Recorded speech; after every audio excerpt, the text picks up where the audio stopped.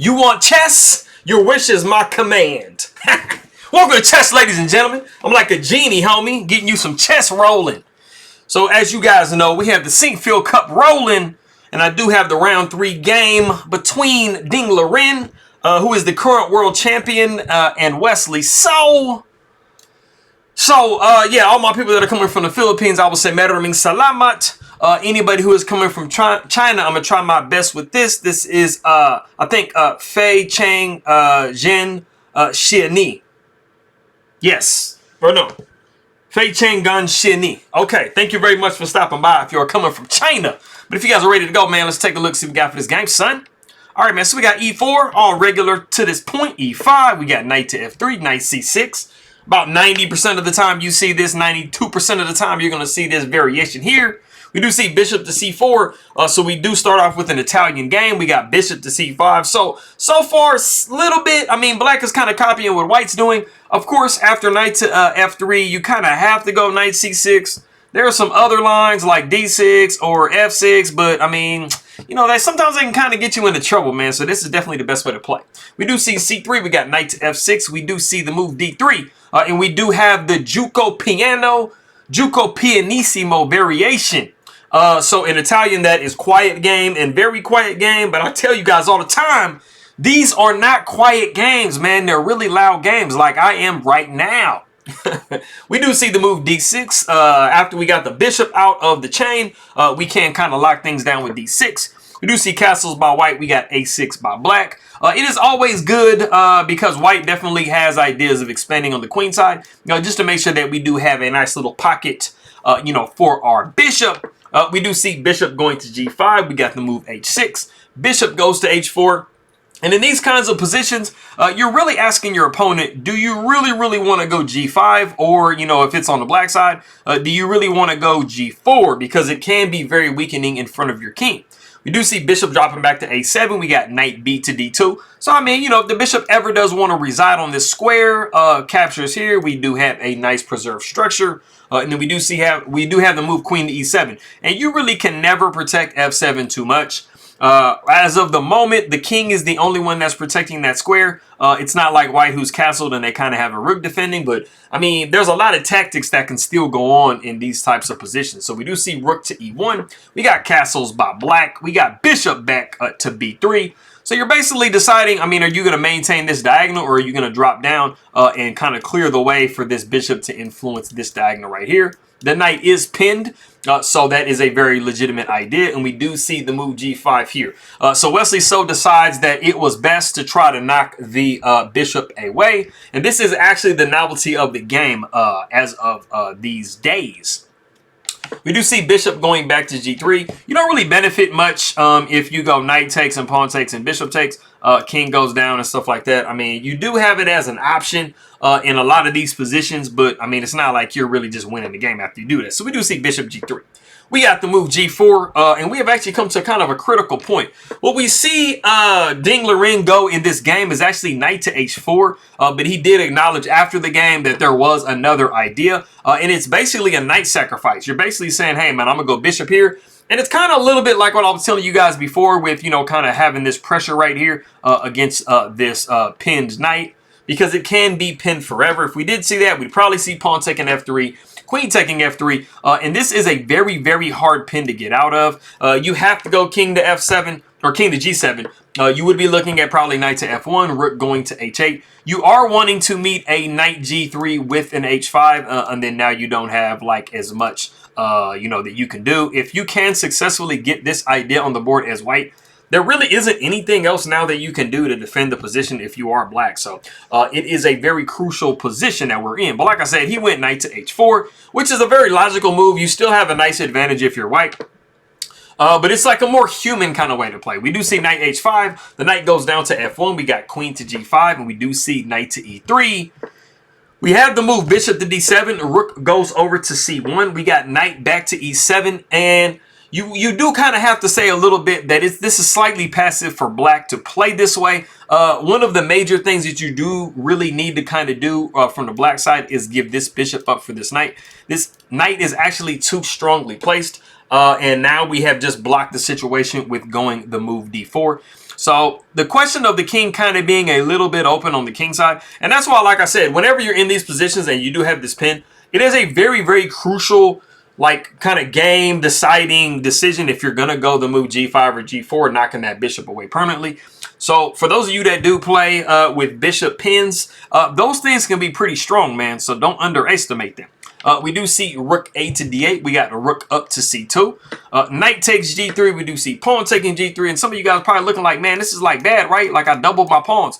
Well, I mean, our knight is absolutely defended. And you pretty much have like a forever square on the move h2, which we see Liren take advantage of later. We do see the move h5. We got the rook going over to d2. And there is a massive amount of pressure on this d file if you are white. So it kind of makes this pawn and this pawn a little bit tender in some situations. We do see king going down to g7. You can never be too safe with that king. We got king going to h2, like I said, taking advantage of this little pocket that we have here. So yes, we did double our pawns, but I mean, how do you get to this king if you're black? So that's one of the major things about it. Rook goes over to h8, and we do see pawn taking e5. We got queen taking e5, and then we have actually reached a position in the game. There is a very, very strong move that white can play in this position. If you want to pause the video and try to guess that move, go ahead and do so.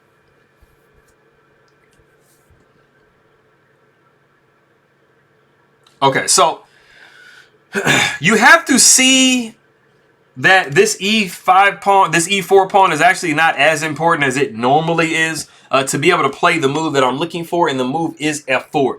You really kind of put black in a pickle. You're trying to displace this queen from the protection of this king. You are trying to push the move e5 and open some things up, and you really kind of put black in a position that they really don't want to be in. Like, do you capture here en passant, or do you move this queen somewhere? You don't really have a whole lot of squares to move the king to, or to move this queen. You know, going queen to f6, you're looking at the move e5. That's just an immediate idea. If you moved it over to, like, let's say like a5 or somewhere like over here, you would be seeing the move e5 also. And you're kind of blocking the queen's ability to protect his king. The dark square bishop on this kind of a structure is over there on the queen side, like hanging out like in the middle of nowhere. So, I mean, the queen is kind of having to fulfill the bishop's responsibilities in this position. We actually see, like I said, pawn taking f3. They're really, this was actually the best thing that you could do in the position. But we do see Liren go pawn takes f3. Now, in this position here, I mean, I think a lot of people would be looking and being like, hey, man, you know, like my structure's bad right here in front of my king. I think it's kind of like best to go pawn takes, and it corrects everything. And I mean, I'm going to have some time to kind of do my thing. But the way Wesley So actually defended this, it kind of shows Liren that he didn't have quite the time that he thought he did.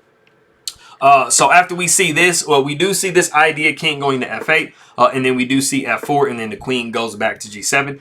So black had just enough time to kind of go back and do that. Like I said, this bishop is kind of fulfilling these this queen is fulfilling this bishop's responsibilities on these dark squares. You know, this is a really nice defensive idea, and so you see that, you know, white doesn't really have as much as they were hoping for. You know, with correcting their pawn chain. So going back in the position, once we did see the move f4, and then we did see the pawn taking f3 en passant, it was actually much better to go knight takes f3, and it does two things. It attacks the queen immediately. It does help you push the move e5, but it does get this knight completely off the rim. It wasn't living its best life over here, so now it's kind of a little bit more in play. And then the problem is, like, kind of what do you do? The move queen to f6, it kind of runs into the e5 that I was talking about. And that pressure that I was mentioning before on this d file is absolute. You can't take here. And then it's kind of like, where do you put your queen? You don't have a lot of good squares. If you do take here, like I said, you do have rook taking d7. And this is just sadness, bro. Like, you're going to be depressed, and this is not where you want to be at. You just dropped an entire piece. So this was absolutely something that Liren actually had the opportunity to do, but he did not quite see that. So it does bring us up to the position where we had f4, and then queen goes to g7. So, I mean, white definitely still has a nice advantage. It's just not as killing as it was before. We do see queen going to f3. We got rook to g8. Why not pressure one of the only weaknesses that white has in their position? If you can hit this pawn, I mean, this knight is going to be a little bit shaky. So we do see knight e to f5. Knight takes f5, knight takes f5, bishop takes f5, and then pawn takes f5. And I mean, man, Ding Liren is loving these double pawns in this game, man. Like, he had double pawns over here. He got double pawns right here. Like, it's just double pawn city for him. We do see the move h4, like I said. I mean, one of the major weaknesses that white has in their position is their g3 pawn. So why not continue to attack it? You absolutely, if you are black, want to get things opened up over here on this G and H file because the king is right there chilling. And it's not going to have a good day if you open those up. We do see rook to g2, pawn takes g3 with check. We got rook taking g3, queen taking g3. So we kind of get some liquidation going on in front of the king. We got the takes and takes. And then we do see the move rook to e8. And everything is absolutely dead even. But it was a roller coaster up to this point. So it definitely could have went pretty sour. So Wesley So dodged the bullet there. And he's just saying, hey, man, let's quiet the game down. Let's get traded. So trading down in this position, you do have an endgame with opposite color bishops. And you guys know what that means. We got rook taking, we got king taking, and then we do have a little bit of maneuvering. But there really isn't a good way for either player to really kind of break through the situation. And white has to be dealing with these double pawns that they have right here. So they really kind of want to just give one up. We do see king to f3, king goes to e7, we got king to e4. We do see the move c6, we got bishop down to d1. We're wanting to tickle this pawn right here with a move like bishop to h5, which is what we see later on. Just basically saying if the king goes here, you want to take my pawn, I'm going to take your pawn, and we are going to be good to go. We do see the move d5 with check. And we actually have the move king to d3. But the crazy thing is Ding Liren missed a beautiful move that he could have played. King to e5, man, he could have played that and everything would have been good. Oh, wait, that's checkmate. Never mind, I'm playing with y'all, man. He wouldn't have did this, man. That's why he didn't do that. I was tricking you guys. You guys were like, oh, did he miss something? No, he didn't miss nothing. He would have just got mated if he did that. So he did king to d3. We got king to f6. We got bishop h5. The idea that I was telling you guys before. You're like, hey, man, if you're going to get my pawn, I'm going to get your pawn. Everything is going to be everything. We do see the move b5. We got b3. We got a5. Trying to see what we can muster up. We got the move a4. We got pawn taking, and white has put at least one of their pawns opposite this bishop right here to try to make sure it's safe. We do see king taking f5, bishop taking f7, king taking f4. We got bishop up to e8.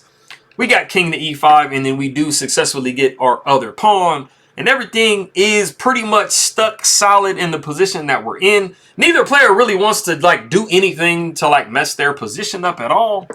We do see bishop going to b6, bishop b5, bishop a7. And then we do get into a repetition threefold.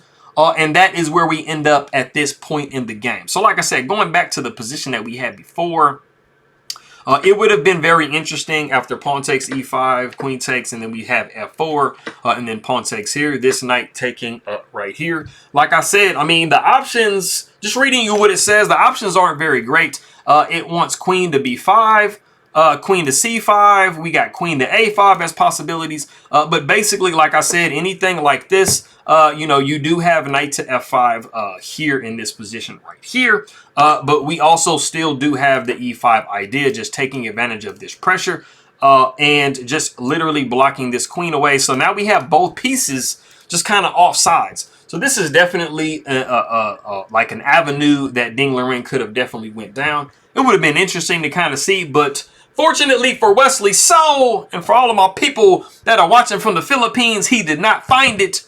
So this should give you some motivation if you are playing that the world champion sometimes misses things too. So maraming salamat na king makaibigan po sa nanonood inga king my video. I will say we to Jien for my people in China, and I'm going to see y'all next time.